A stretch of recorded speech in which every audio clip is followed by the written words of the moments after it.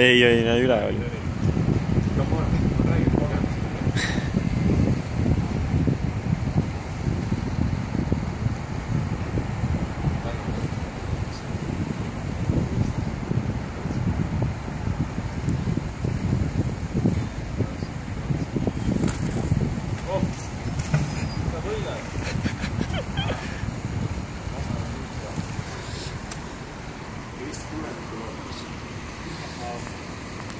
Või siis mitte.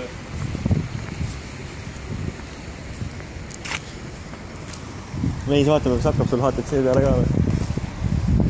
Detailist ja tarkused.